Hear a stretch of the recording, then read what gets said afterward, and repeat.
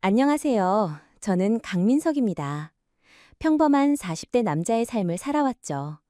하지만 믿기 힘든 비극이 제게 닥쳤어요. 정말 끔찍했죠. 몇 년간 그 기억에 짓눌렸어요.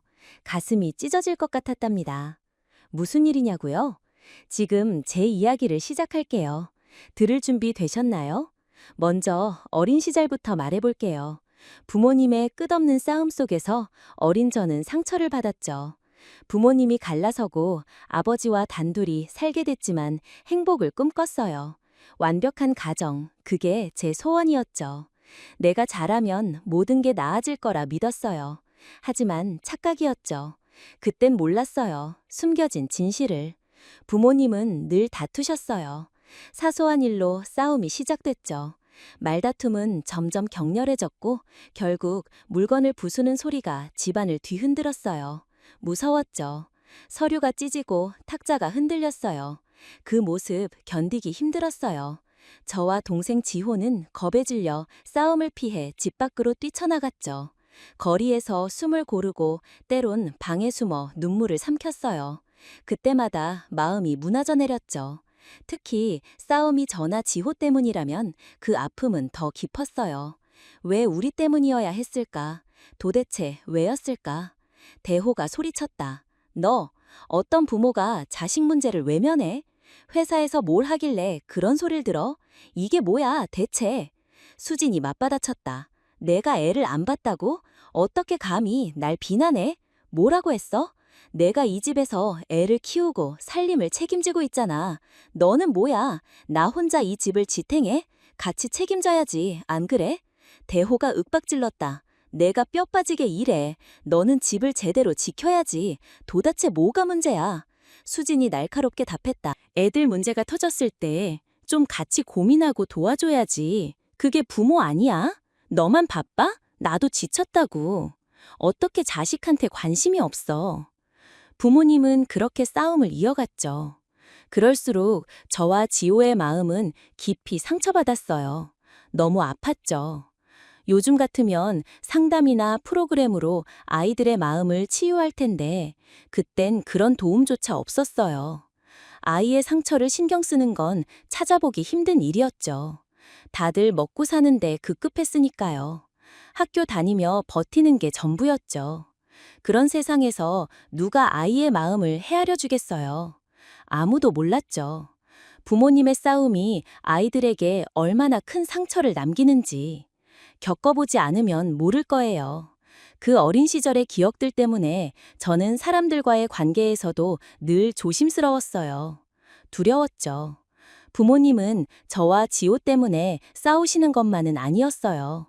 하지만 이상하게도 아버지는 옛날 일을 꺼내 하나씩 따지셨어요. 회사 문제, 돈 문제까지. 어머니도 가만히 있지 않으셨죠. 결국 저희가 태어나기 전의 일들까지 끄집어내며 싸우셨어요. 그 싸움은 점점 커져만 갔죠. 그럴 때면 저와 지호는 서로를 보며 속삭였어요. 형, 우리 때문에 이렇게 된 거야? 모두 다 우리 때문인 것 같아. 만약 우리가 잘못한 거라면 어떻게 해야 해? 만약 부모님이 갈라서신다면 우린 어떻게 살아? 너무 무서워. 만약 이혼하시면 난 못 견딜 거야. 어떻게? 우리가 그냥 사라지면 부모님이 안 싸우실까? 정말 그게 답일까? 지호가 울며 말했어요. 형, 정말 그래야 해? 내 말이 맞지? 우린 잘못했어. 그런 생각에 사로잡혀 우린 두려움 속에 살았죠. 우리가 사라지면 부모님이 싸우지 않고 화목할 거라는 어리석은 생각을 했어요. 그리고 몇 년 뒤 우린 그 생각을 실행에 옮겼죠. 그날도 부모님은 또다시 심하게 다투고 계셨어요. 무슨 일로 시작됐는지는 모르지만 과거의 상처를 꺼내며 싸우셨어요. 어릴 적 내가 뜨거운 국물에 데여 팔 안쪽에 화상 자국이 남았던 일을 아버지가 다시 꺼내셨죠. 수진이 방치했다고 비난하셨어요. 집에서 하는 일도 제대로 못하고 애한테 상처나 입히고 너 결혼해서 한 게 뭐야 대체? 말 다 했어? 그건 사고야. 아이 키우다 보면 누구나 겪을 수 있는 일이야. 너는 애들한테 관심도 없으면서 그걸 말이라고 해? 터무니없어. 너 같은 사람 만나서 내가 얼마나 고생했는지 생각만 하면 가슴이 터져. 대호가 책상을 쾅 쳤다. 너 정말 너무해. 보자 보자 하니까. 말 다 했어? 좋아. 너 때문에 내 인생이 망가졌어. 생각만 하면 진짜 화가 치밀어. 너는 내 인생 최악의 실수야. 수진이 소리쳤다. 그래, 나도 지쳤어. 그 소리에 저는 지호를 데리고 무작정 집을 뛰쳐나갔어요. 부모님은 싸움에 몰두하느라 우리가 빠져나가는 걸 눈치채지 못하셨어요. 거실을 지나 조용히 문을 열고 나갔죠. 시간은 그리 늦지 않았지만 부모님은 우리에게 신경 쓰지 않으실 거라는 걸 알았어요. 평소에도 그랬으니까요. 우린 놀이터에서 놀거나 동네 문방구에 들르는 일이 많았죠. 남자 형제라서 그런지 부모님은 우리를 크게 걱정하지 않으셨어요. 그저 자유롭게 놔두셨죠. 아이들 문제에 대해 덜 예민하셨어요. 집을 나온 우린 동네 마트로 갔어요. 아이스크림을 하나씩 샀죠. 배고프진 않았지만 기분이 무거웠어요. 그래도 아이스크림이 마음을 조금 달래줄 것 같았죠. 아이스크림 먹으면 기분이 나아질 거야. 시원하고 좀 괜찮아지지? 지호야, 아이스크림 사 먹자. 시원하니까 기분 좋아질 거야. 형, 나도 먹고 싶어. 근데 우린 이제 어디로 가는 거야? 일단 먹으면서 얘기하자. 어디든 갈 곳은 있겠지. 아이스크림 먹으며 놀이터에서 놀면서 생각해보자. 그래, 형. 오늘은 시간 상관없이 놀자. 부모님이 찾지도 않을 거야. 오늘은 맘껏 놀아도 괜찮아. 지호가 웃으며 말했어요. 그래, 오늘은 어두워질 때까지 놀이터에서 실컷 놀자. 부모님은 싸움에 정신없어서 우릴 신경 안 쓰실 거야. 어차피 우리가 없으면 싸우지 않으실 거야. 아이스크림을 먹으며 우린 놀이터로 향했어요. 오후 6시쯤 여름이라 아직 밝았어요. 동네 친구들도 몇 명 있어서 심심하지 않았죠. 시간 가는 줄 모르고 놀았어요. 그러다 해가 지고 주변이 어두워졌어요. 친구들은 하나둘 집으로 돌아갔죠. 저와 지호만 놀이터에 남아 멍하니 앉아 있었어요. 배고픔이 밀려오고 힘이 빠졌죠. 집이 그리워지기 시작했어요. 따뜻한 밥, 편안한 방이. 하지만 돌아가고 싶지 않았어요. 집에 가면 또 싸우는 모습을 보게 될 테니까요. 앞으로도 계속해서 우리 때문에 다툼이 이어질 거라는 생각에 집으로 돌아갈 용기가 나지 않았죠. 그때 저는 12살쯤이었어요. 어떻게 그런 생각을 했는지 지금도 모르겠어요. 그저 집에 돌아가고 싶지 않다는 마음뿐이었죠. 그 생각에 사로잡혀 우린 놀이터를 떠나 이곳저곳을 헤매기 시작했어요. 날이 어두워지고 배고픔이 밀려왔지만 집으로 돌아가고 싶지 않았어요. 갈 곳도 없는 우리 형제는 동네 골목을 헤매기 시작했죠. 그러다 학교 앞을 지나게 됐어요. 그곳엔 우리가 자주 가던 작은 분식집이 있었죠. 아줌마가 문을 닫으려다 우릴 발견했어요. 아줌마가 손짓하며 우릴 불렀죠. 얘들아, 들어와. 어머나, 너희 이 시간에 왜 여기 있어? 벌써 어두워졌는데? 집에 안 가고 뭐 해? 안녕하세요, 아줌마. 저희 그냥 배고프진 않은데. 아줌마가 부드럽게 웃으며 말했어요.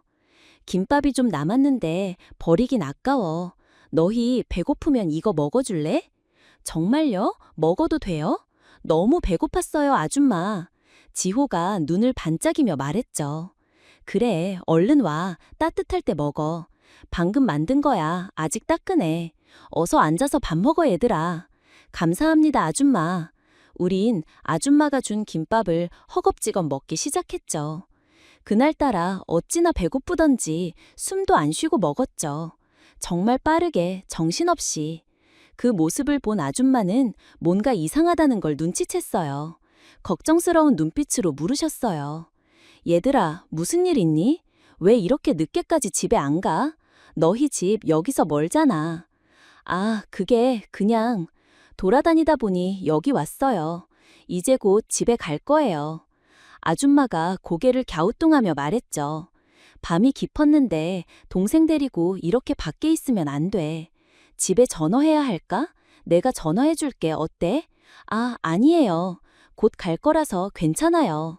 부모님이 걱정하실 텐데, 나도 아이 키우는 엄마라 이 시간에 아이들이 어디 있는지 너무 걱정돼, 정말.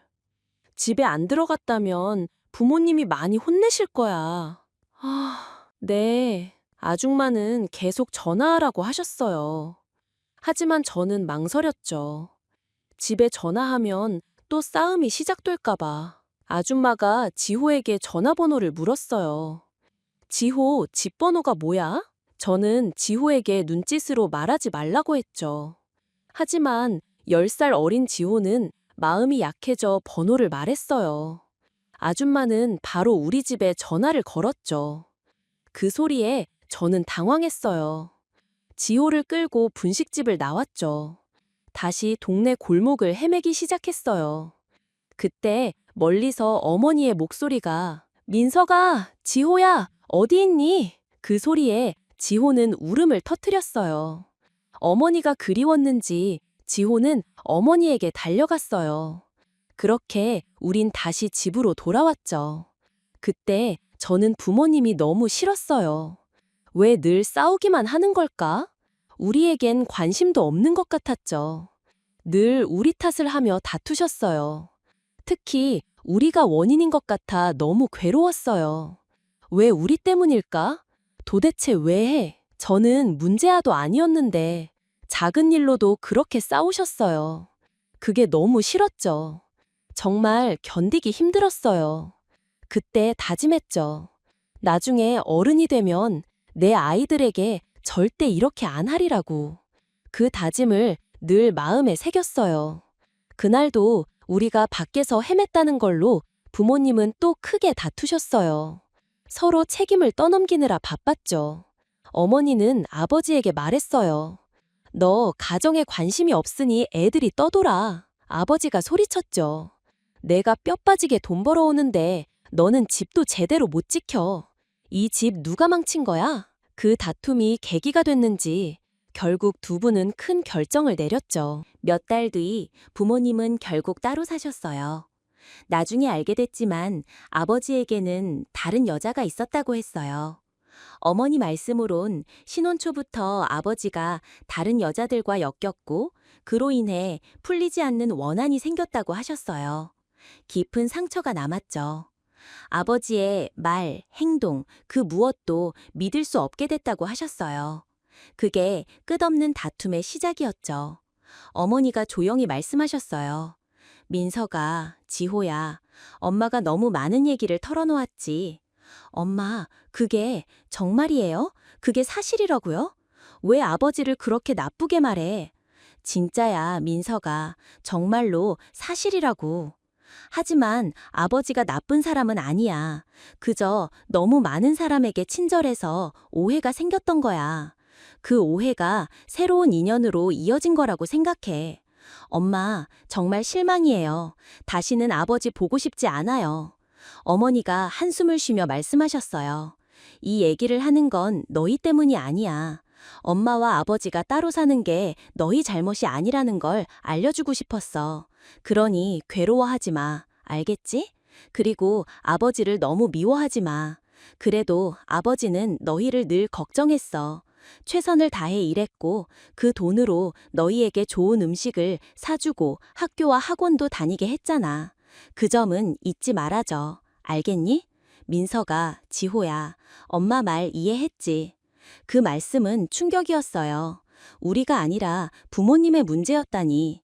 그런데도 도무지 이해가 안 됐죠. 어떻게 그런 일이? 그 여자는 누구였을까? 그때부터 아버지에 대한 원망이 마음속 깊이 뿌리내렸어요. 절대 아버지 같은 사람 되지 않겠다고 다짐했죠. 단단히. 가끔 아버지가 집 앞에 찾아와 우리를 만나러 오셨어요. 하지만 저는 기뻐할 수 없었죠. 마음이 차갑게 굳어 있었어요. 웃음도 따뜻한 말도 나오지 않았어요. 아버지가 준 로봇 장난감이나 옷도 별로 반갑지 않았어요. 어떤 날은 장난감을 열어보지도 않고 지호에게 던져줬죠. 그렇게 예민한 중학교 시절을 보냈어요. 아버지에 대한 그리움보다 원망이 훨씬 더 컸던 때였죠. 반면 지호는 달랐어요. 지호는 아버지를 좋아했어요. 아직 어렸으니까. 아버지가 용돈을 주고 장난감을 사주면 깔깔 웃으며 좋아했죠. 아버지와 놀 때면 환하게 웃었어요. 심지어 아버지에게 말했죠. 아빠, 집에 와서 같이 살아요. 그런 지호를 보고 저는 화가 났어요. 집에 돌아와 지호에게 따졌죠. 야, 지호야. 아버지는 절대 우리랑 못 살아. 알겠어? 그러니까 그런 소리 하지 마. 형, 왜 그래? 나는 아버지 좋아해. 아버지 정말 좋은데. 아버지가 나중에 같이 살 수 있다고 했어. 집에 돌아올 거라고 했단 말이야. 그건 터무니없어. 그건 다 거짓말이야, 지호야. 아버지가 지금 무슨 생활을 하는데 그런 말을 믿어? 너 너무 어리니까 모르는 거야. 제발 정신 차려. 아버지는 절대 우리 집에 안 돌아와. 그러니까 그런 헛소리 앞으로 절대 하지 마. 알겠어? 형, 왜 맨날 이상한 소리만 해? 아버지 미워하지 마. 아버지는 우리 아버지잖아. 엄마도 아버지 미워하지 말라고 했어. 너 모르면 가만히 있어. 어린애가 뭘 안다고. 지호는 아니라고 했지만 저는 알았어요. 아버지는 절대 집으로 돌아오지 않을 거야. 우린 다시 함께 살 수 없다는 걸. 그리고 예상대로 아버지는 돌아오지 않으셨어요. 점점 우리를 찾아오는 횟수도 줄어들었죠. 어머니와 우리 형제는 서서히 아버지의 그림자에서 벗어나 우리만의 삶을 꾸려갔어요. 집에서 남자의 손길이 필요할 때 제가 나섰죠. 스스로 해결하려고 노력했어요. 어머니는 아버지가 벌던 돈을 대신해 하루 종일 밖에서 일하셨어요. 힘들게 생활비를 마련하셨죠. 넉넉하지는 않았지만 어머니는 최선을 다해 일하셨어요. 식당에서 남은 반찬을 가져오셔서 우리 밥상에 올려주셨죠. 그게 큰 도움이 됐어요. 가난한 형편을 아는 저는 밥을 먹을 때도 고기 반찬을 최대한 아껴 먹었어요. 어머니와 지호가 더 먹을 수 있게 일부러 조금만 먹었죠. 배고픔은 밥이나 다른 반찬으로 채워야 했어요. 한창 자라는 나이라 그걸 참는 게 쉽지 않았죠. 그래도 그 삶이 행복했어요. 더 이상 부모님의 다툼을 보지 않아도 됐으니까요. 지호와 저도 눈치 볼 일 없이 편하게 지낼 수 있었죠. 어머니가 하루 종일 일 나가시니 설거지, 빨래 같은 집안일은 제가 도맡아 있어요. 가장 힘든 건 저와 지호의 교복 빨래였어요. 특히 여름 반팔 교복은 땀에 젖어 매일 빨아야 했죠. 귀찮고 힘들었지만 어쩔 수 없었어요. 그 학창 시절은 저에게 많은 걸 가르쳐 줬어요. 어려운 일도 포기하지 않는 힘을 길러줬죠. 집안일 실력도 놀라울 만큼 늘었어요. 남자지만 밥도 짓고 청소도 하고 빨래도 척척 해내는 사람이 됐죠. 그러는 사이 지호는 군대에 갔고 저는 군 제대 후 직장인이 됐어요. 어엿한 사회인으로. 우리를 위해 열심히 일하셨던 어머니는 어깨가 망가져 더 이상 식당 일을 못하셨어요. 밤마다 통증을 호소하시며 결국 어깨 수술까지 받으셨어요. 도대체 얼마나 힘들게 일하셨으면 어깨가 고장날 정도였을까? 가슴이 너무 아팠어요. 그런 어머니를 위해 앞으로 남은 삶은 편안하게 해드리고 싶었어요. 진심으로 효도해야겠다고 다짐했죠. 아버지는 어머니와 이혼 후 다른 여자와 결혼하셨다가 또 이혼하셨다고 들었어요. 여자들에게 인기가 많으셨고 그런 삶을 즐기셨던 분이죠.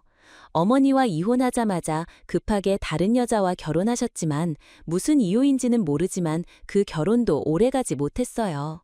또 한 번 이혼하셨다고 하더라고요. 가끔 연락이 와서 지호와 함께 아버지를 뵙기도 했어요. 제가 군대에 있을 때 아버지가 혼자 면회 오신 적도 있었죠. 아버지는 많이 늙고 수척해지셨어요. 그런 모습을 보니 예전의 원망이 조금씩 옅어지는 기분이었어요. 미움도 점점 사그라들었죠. 군대에서 아버지가 면회 온 날 그 순간이 아직도 생생해요. 민서가 정말 훌륭해졌구나. 군 생활 잘 견디고 있지? 뭐 괜찮아요. 다들 하는 거니까요.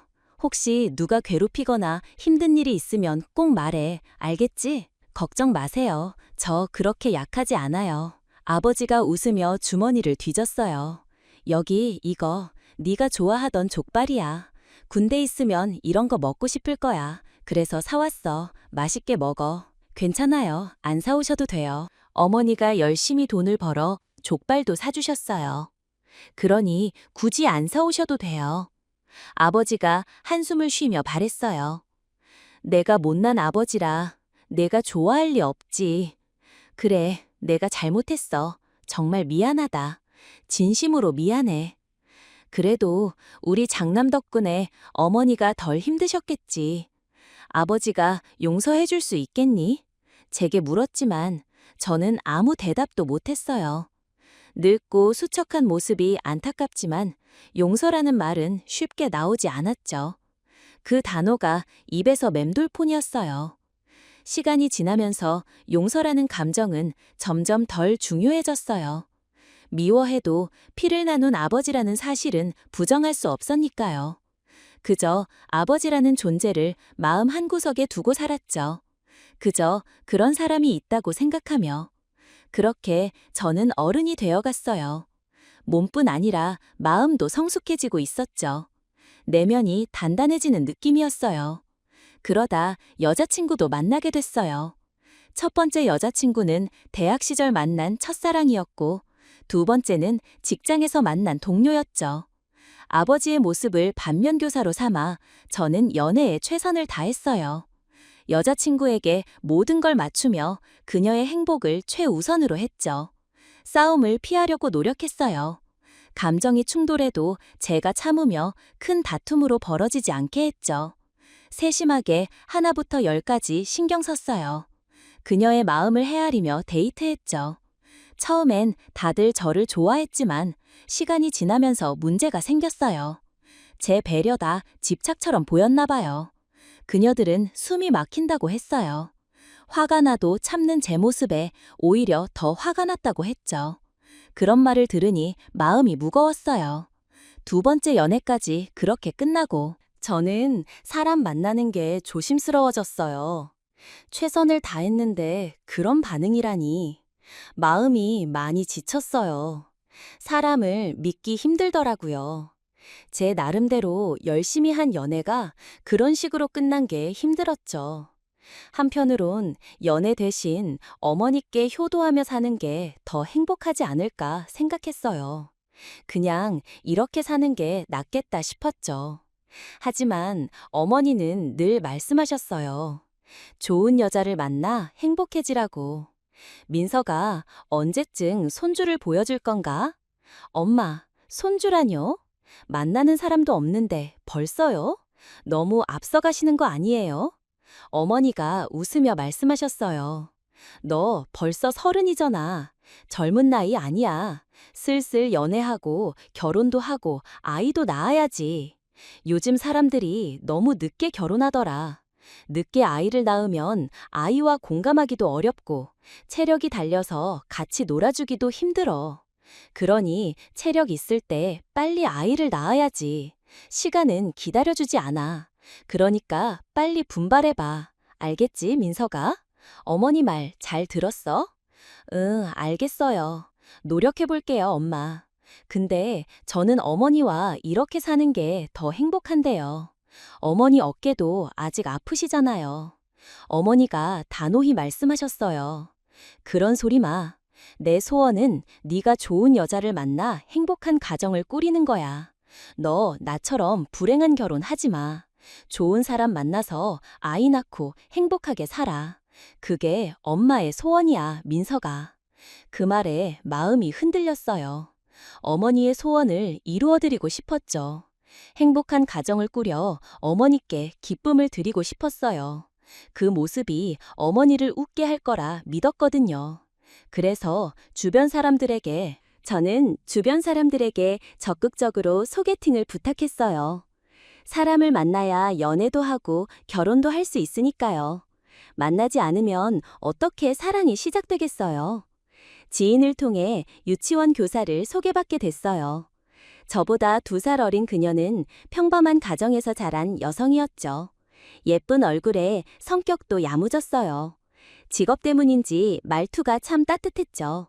아이들에게 말하듯 차분하고 부드럽게 조근조근 설명하는 모습이 너무 매력적으로 보였어요. 성인인 저도 그녀 말에 푹 빠졌죠. 그녀를 정말 좋아하게 됐어요. 적극적으로 다가가 결국 연애를 시작하게 됐죠. 그녀 집이 멀지 않아 데이트하기에도 편했어요. 그녀가 힘들지 않도록 유치원 근처나 그녀 집 근처에서 데이트를 했죠. 그녀도 오랜만에 연애라 외로움을 많이 타던 상태였어요.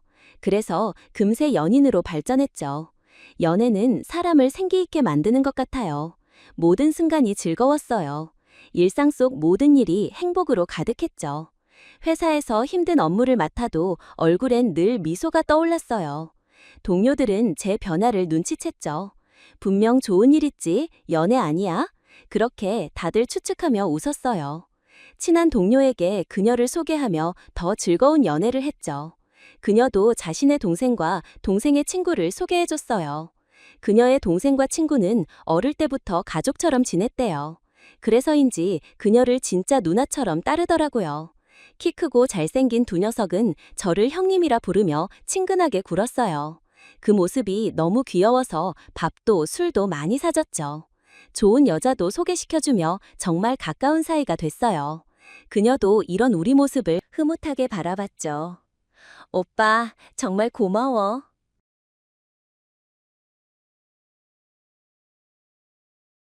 얘들 빨리 짝지어줘야 내가 좀 편해질 거야. 나도 좋은 사람 알아볼게. 너 든든한 동생 둘이 있어서 정말 부럽다. 너무 멋져. 얘들 어릴 때부터 나랑 정말 가까웠어. 이제는 진짜 가족 같아. 너무 소중해. 기분 좋지, 정말. 얘들 없으면 나 어떡해? 그녀가 웃으며 말했어요.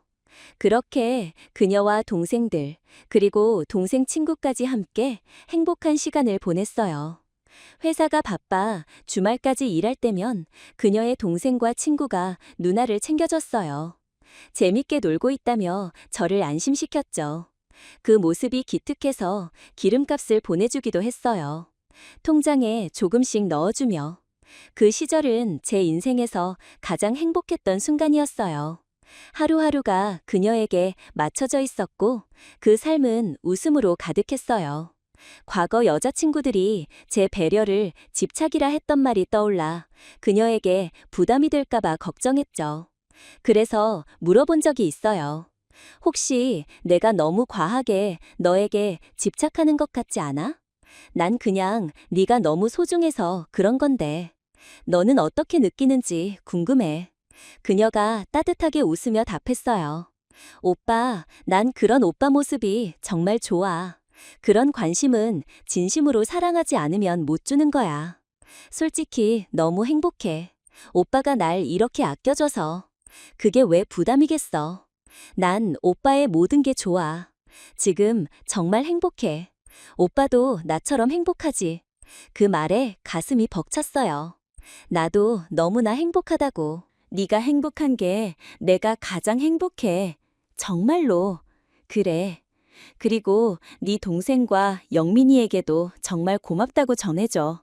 나도 너한테 고마워. 동생들을 그렇게 잘 챙겨줘서. 그 모습이 너무 따뜻했어. 정말 고마워, 오빠. 나 지금 세상에서 제일 행복해. 그러니 아무 걱정하지 마. 앞으로도 우리 행복하게 살아가자. 그것만 생각해. 알겠지? 사랑해, 오빠. 그녀의 말에 가슴이 벅찼어요. 내 관심을 좋아한다고 하니 너무 기뻤어요. 정말로. 그렇게 서로 떨어질 수 없던 우린 곧 결혼을 준비했죠. 그 순간 내 인생의 가장 큰 축복이 그녀와의 결혼이라고 믿었어요. 그만큼 그녀를 사랑했죠. 부모님의 이혼을 겪으며 가정에 대한 내 생각은 남달랐어요. 특별했죠. 누구나 책임감 있게 결혼하겠지만 내겐 가정이 더 큰 의미였어요. 어떤 일이 있어도 가족을 지키고 싶었어요. 무슨 일이든 가족에게 피해가 가지 않도록 그 다짐을 가슴에 새겼죠. 죽는 한이 있어도 이 가정을 반드시 지킬 거라고. 내가 사랑하는 사람들이 조금이라도 힘들어하는 모습은 절대 보고 싶지 않았어요. 어릴 적 부모님의 다툼을 보며 너무 큰 상처를 받았으니까요. 아버지의 배신, 그 아픔 때문에. 그래서 어떤 일이 있어도 내 가족을 행복하게 만들겠다고 다짐하며 결혼했어요. 양가 모두 부유하지는 않았지만 아담하고 교통 좋은 신혼집을 마련하며 새 삶을 시작했죠. 그렇게 신혼생활이 시작됐어요.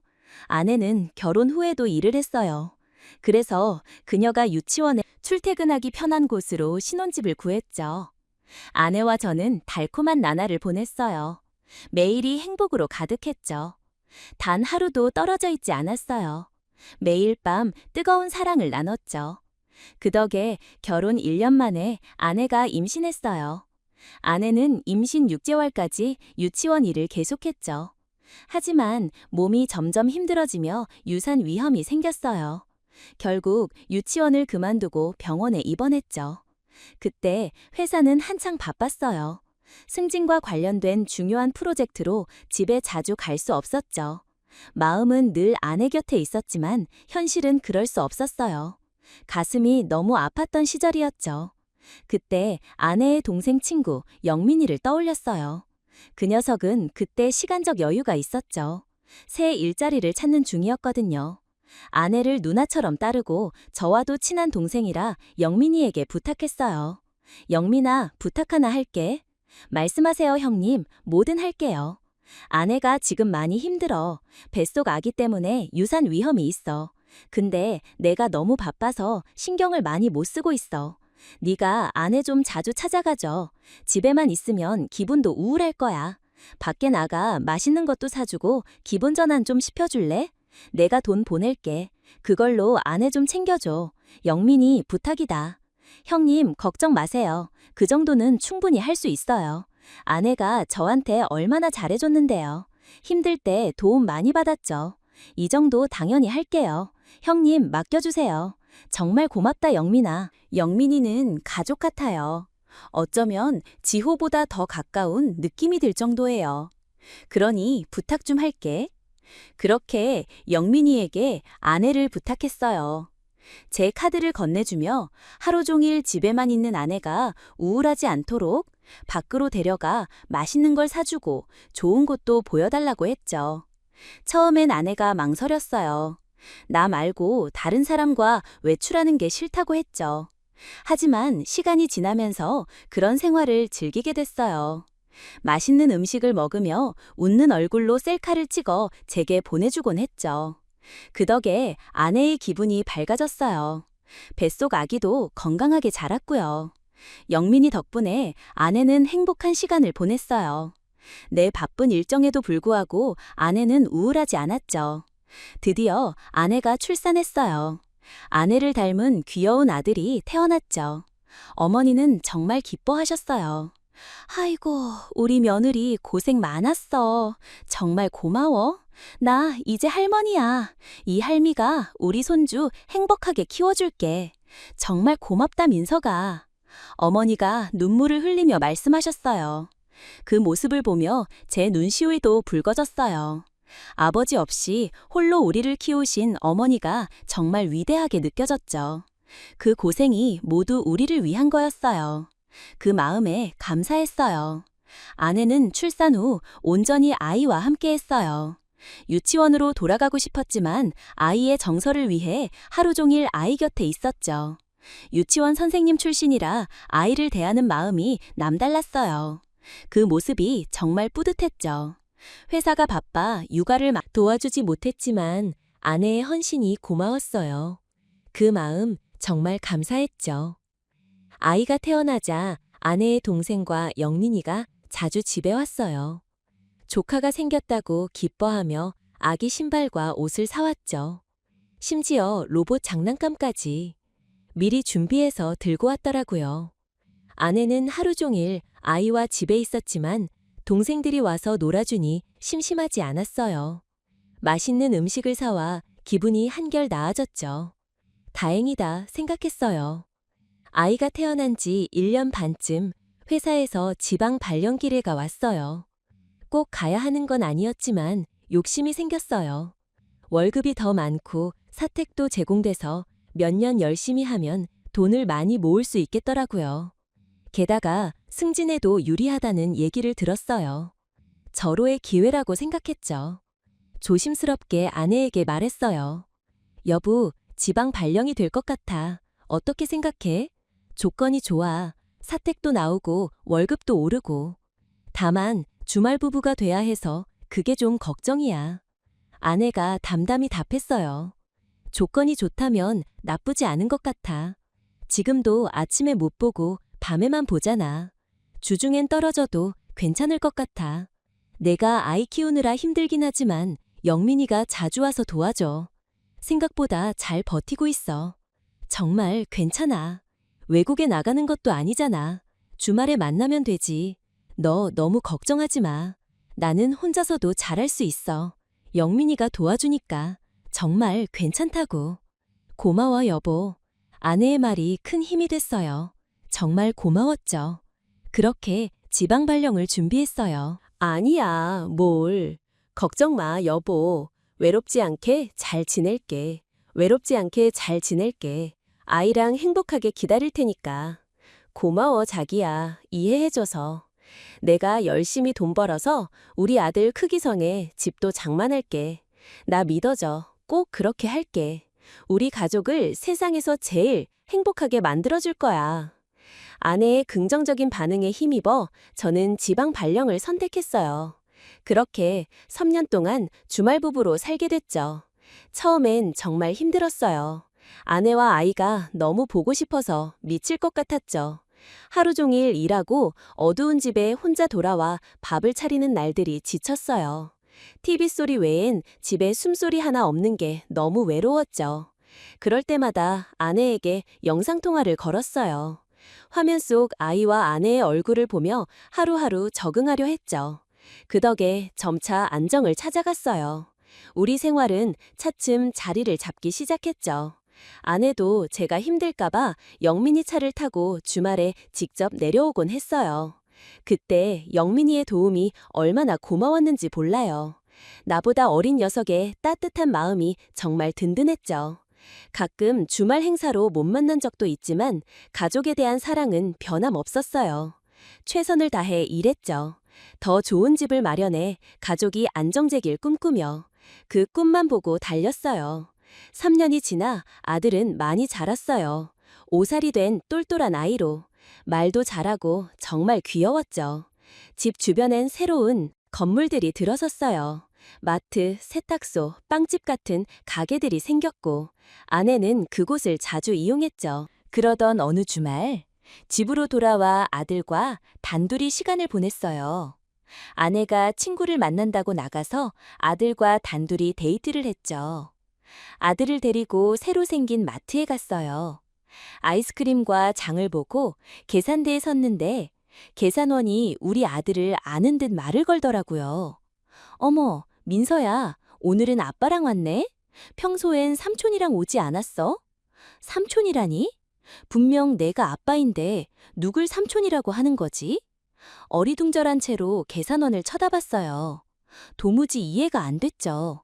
주말 부부라 마트엔 거의 안 왔으니 착각한 거라 생각했어요. 아내가 아이를 데리고 왔을 뿐 뭔가 오해가 있었겠지. 그렇게 넘기려 했는데 아들의 행동이 이상했어요. 계산원의 말에 아들이 대답하지 않고 입을 손으로 막았어요. 쉿 하며 조용히 하라는 제스처를 취했죠. 5살치곤 똘똘한 아이인데 말을 아낀 게 이상했어요. 황당해서 아들을 데리고 마트에서 나왔어요. 뒤엔 계산을 기다리는 사람들이 있어서 일단 자리를 피했죠. 뭔가 이상한 느낌이 들었어요. 아이와 얘기를 나눠야겠다고 생각했죠. 민서야, 아줌마가 누군지 아는 거지? 우리 여기 자주 오니까 아는 거야? 민서가 조심스럽게 답했어요. 응, 많이 와서 알아. 근데 오늘은 아빠랑 왔어. 삼촌 말고. 삼촌? 민서야, 삼촌이 누군데? 아빠야, 민서. 삼촌 아니야. 민서가 방금 뭐라고 했어? 혼내는 거 아니야. 말해도 괜찮아. 민서가 머뭇거리며 말했어요. 엄마가 말하지 말래. 엄마가 아빠 못 만난다고 했어. 엄마가 그 아저씨를 아저씨라고 부르라고 했어. 근데 아빠라고 부르라고도 했어. 안 그러면 혼난다고. 주말에만 보는 가짜 아빠라고. 그 말을 듣는 순간 귀를 의심했어요. 내가 잘못 들었나? 몇 번이고 다시 물었지만 아들의 대답은 똑같았어요. 정신을 차리고 아들을 다독이며 다시 물었죠. 그래, 민서야. 엄마한테 비밀로 할 테니 솔직히 말해줘. 아빠가 누구야? 아빠 이름 알아? 민서가 고개를 끄덕였어요. 응, 알아. 우리 아빠는 영민이야. 박영민. 박영민. 뭐? 누가 그렇게 말했어, 민서야? 민서가 조용히 답했어요. 엄마랑 아빠가 박영민이 아빠라고 했어. 아저씨는 토요일에만 오는 가짜 아빠라고. 말하면 혼난다고. 그 말에 머리가 멍해졌어요. 유치원 교사 출신인 아내가 아들에게 거짓을 철저히 주입했더군요. 너무 충격적이었어요. 아들의 말 하나하나가 가슴을 찔렀죠. 그 자리에서 아무것도 할 수 없었어요. 집에 갈 수도, 아이를 혼낼 수도, 아내에게 따질 엄두도 안 났죠. 내가 지키려던 가족이 이렇게 무너질 줄이야. 온몸이 떨리고 식은땀이 흘렀어요. 일단 아들을 데리고 집으로 갔죠. 그게 내가 할 수 있는 유일한 일이었으니까요. 그리고 아내의 동생에게 전화를 걸었어요. 처남은 내 말을 믿지 않았어요. 영민이와 가족처럼 지냈기에 오해라고 그럴 리 없다고 했죠. 하지만 그건 착각이었어요. 집에서 아내와 영민이의 수많은 흔적을 찾아냈죠. 심지어 아내의 화장대 깊은 곳에 숨겨진 임신 테스트기까지. 이번 달 아내와 밤을 보낸 적이 없는데 테스트기에 선명한 두 줄이 분명한 증거였죠. 누가 봐도 불륜의 흔적이었어요. 피가 거꾸로 솟는 기분이었죠. 장모님께도 이 사실을 알렸어요. 처음엔 아내가 부인했지만 처남과 장모님의 추궁에 결국 진실을 털어놨죠. 입덕까지 하며 말을 잊지 못하는 모습은 추악한 불륜력 그 자체였어요. 아들에게 그런 거짓을 주입하다니 화가 나서 미칠 것 같았어요. 그 후 모든 걸 정리했어요. 아들을 데리고 그 집을 나왔죠. 이혼 소송을 제기하고 아내와 영민이에게 위자료와 양육권 소송을 걸었어요. 결국 양육권을 얻었죠. 어머니를 모시고 지방 사택으로 아들을 데려왔어요. 새로운 삶을 시작했죠. 이혼 과정에서 드러난 증거들은 상상 초월할 만큼 추악했어요. 둘은 동네 상가에서 부부로 알려져 있었죠.